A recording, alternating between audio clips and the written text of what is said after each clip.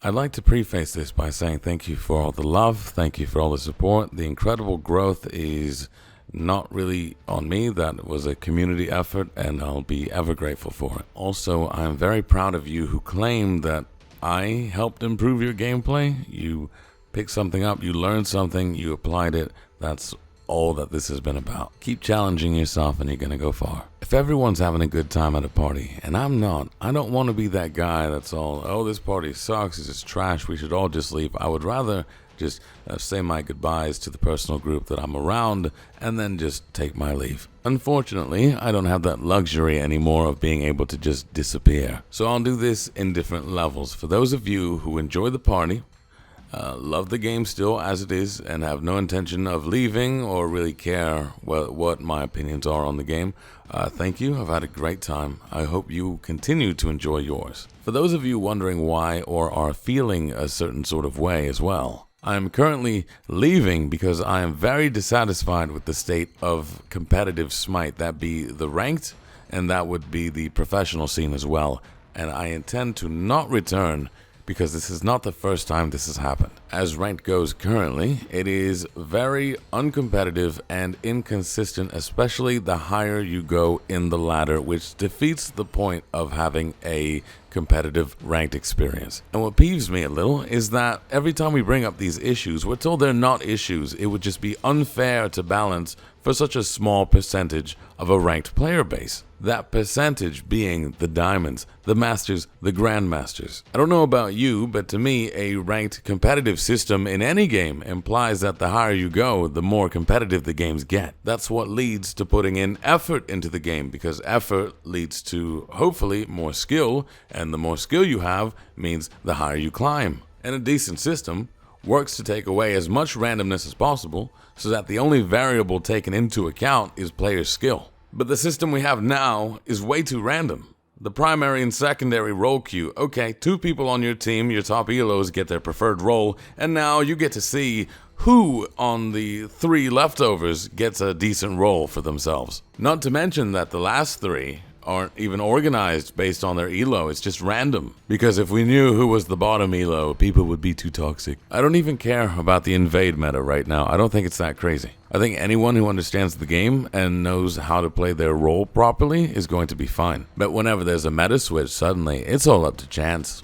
Who is going to know the meta? Who's going to understand the meta and how their role goes? That's always been a thing. Every time there's been a massive change in the meta, ranked has been horrible because people are bad at adapting. The Sylvanas support in Season 2, when we had the attack speed buff, they used to get yelled at for taking the buff, even though it was better to have it on a Sylvanas than on an actual hunter. In this meta currently, your support, your mid, and your jungler just have to be on top of the invades and the rotations, while the side lanes try to not die and just farm it out to the late game. It's very team dependent, and nothing wrong with that. It's a team-based game. But when the game is a toss-up as to who you get on your team, and it's all different skill levels, They've got...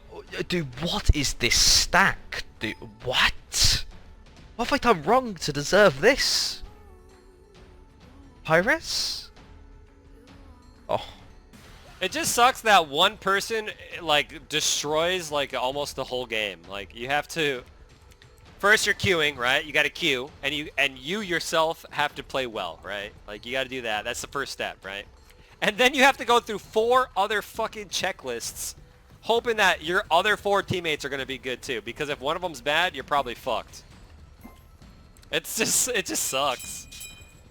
It's great because it's a team game, but it sucks because it's a team game.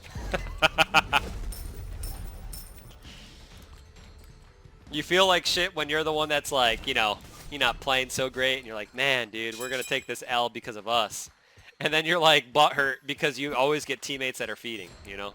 It's like you just can't win.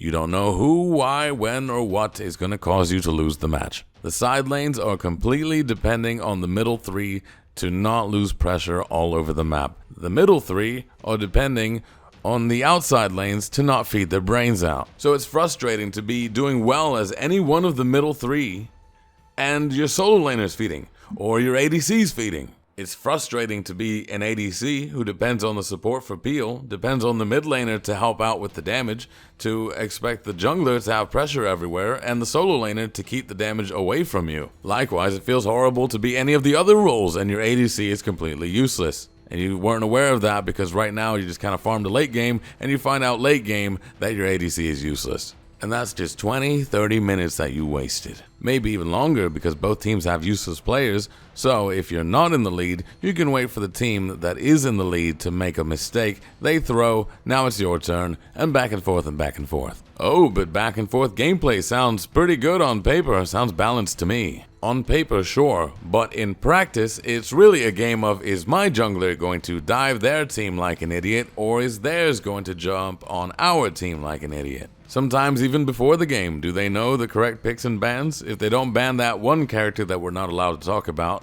you know you're probably gonna lose. Because that character, at any high level of play, should win, and that's all that should matter. Bronze, silver, gold, plat, how can you balance around that? They can make any character look like it needs buffs or nerfs, or maybe both at the same time. I have played that character in every role in high-level matches, and the only time we lost is because we had a DC on our team. And how does this happen constantly? Because the matchmaking doesn't work. It'll take a 2400 elo player and an 1800 elo player and put them on the same team because it thinks, oh, they average out to 2100 elo. It's almost like a fair game if the other team has 2100 elo players. In other words, a Grandmaster can end up with a plat player and 3 diamonds, while the other team is a full team of 5 diamond. Or both teams have 1 Grandmaster, 1 plat player, and then 3 diamonds. And the way the system works currently, it kind of funnels everyone together because the Grandmaster player who loses is going to lose a lot of elo, and the plat player who loses isn't going to lose a lot of elo. Their elo gap is now closer after that match, which means they could probably get matched up again. And now on the flip side, the Grandmaster who wins is going to win not a lot of elo. The plat player who wins is going to get a lot of elo. Their elo gaps are now closer. They're more likely to get into the same games again. And I've been watching my games and I've been watching other people's games, and it seems that around 1800 is where it triggers. Once you get to around 1800, you start getting really good teammates. Once you get to around 2400, you get really bad teammates. And at high level, it's all about who has the worst player. So the solution that some professional players and some high-level ranked players have done in all their infinite wisdom is to make Smurf accounts. A Smurf account is just a brand new account, you know, it's got starting elo, and they go through their qualifiers, and you know who's going up with their qualifiers? Every teammate that wins with them. So let's say you're a brand new Smite player, and let's say that you have one of these Smurf accounts on your team. They win the game for you, completely carry their minds out. You both go up the same MMR, you're very likely to get on the same team the next game, and let's say that they carry you again, and you see where this is going, and you see where this is going. But now let's say you won a few games with them, and you're not on the same team with them. Let's say that you're with real Smite players now that have been around for quite a while, and you have inflated elo. Congratulations, you are in games out of your caliber. You do not belong here, and so for you to go down to the rank that you do belong in, you're unfortunately going to have to take some of your teammates down with you. And then we have duo queue. Oh, the lovely duo queue. People who only play together with friends because it takes away some of the edge, some of the ranked anxiety that they might feel, or, oh, I know I'm with someone I can depend on. They tend to exhibit some very unhealthy habits, such as, hey, can my friend play this because they really don't know any other role? You're putting your team in a very uncomfortable spot. Some players are very comfortable with their duo buddy. Some players are only comfortable with their duo buddy. And duo queuing, in the low levels, you can be 2 soldiers in a battlefield. But getting into the higher levels, they're usually the ones feeding, or the ones causing the team misery because they don't know how to play with the rest of the team. And not to mention that because you're winning the same amount of elo, it tends to average out the 2 duo queuers.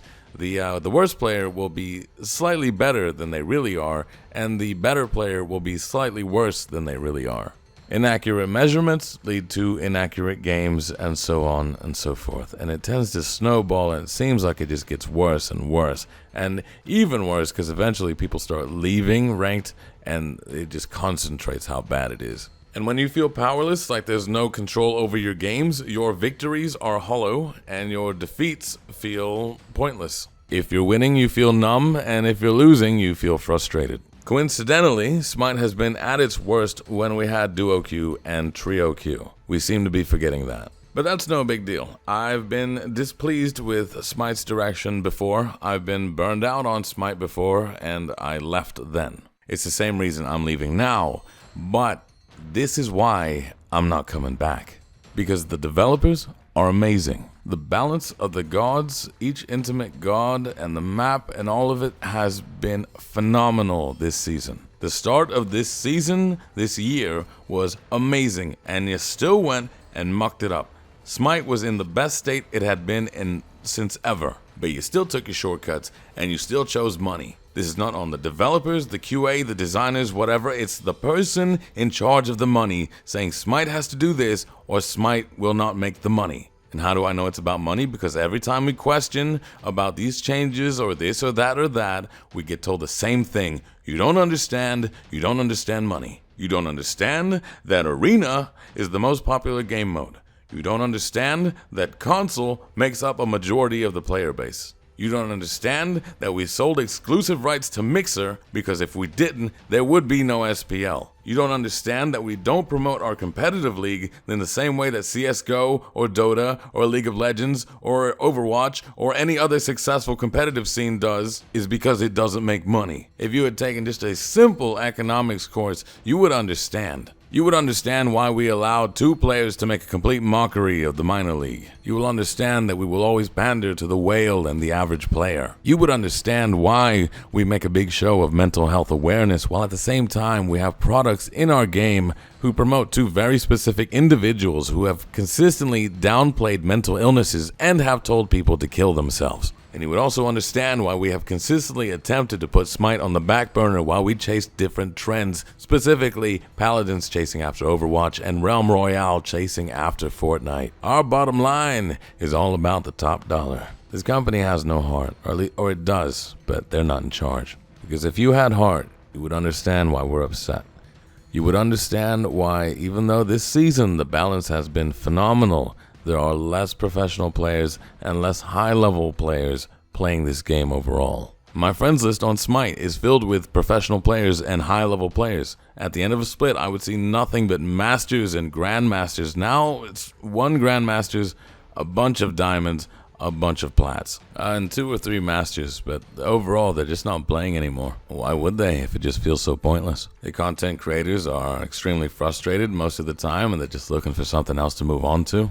And you can't play Casual Conquest because the matchmaking's worse there. And you can't ban things, so you see the same thing every time.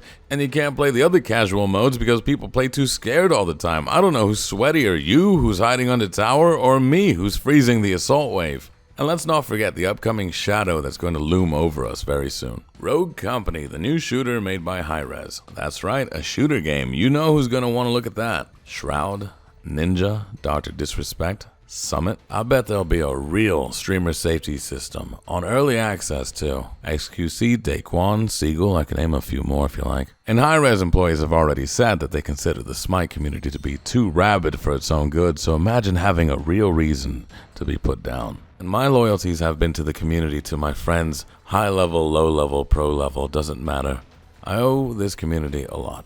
My friends, my girlfriend, my Twitch, my YouTube, voice acting work that I've done. It's all because of Smite. To some of you, I'll sound ungrateful. To some of you, I'll be saying that thing that's been on the tip of your tongue this entire time. And to maybe a majority of people, this won't mean a darn thing. So what's that mean for me? I'll still plan on streaming on my Twitch, twitch.tv/TheOtherFrost, link in the description. I do plan to make YouTube videos still, but of things I actually enjoy. In conclusion, why am I leaving? Because things are bad now. Why am I not coming back? Because a history of short-term changes and money seem to lead the company. I'll leave the videos there in case, people still need to use them to learn them. And for those of you who still enjoy the game, I wish you the best. Get out there and become the god you were meant to be.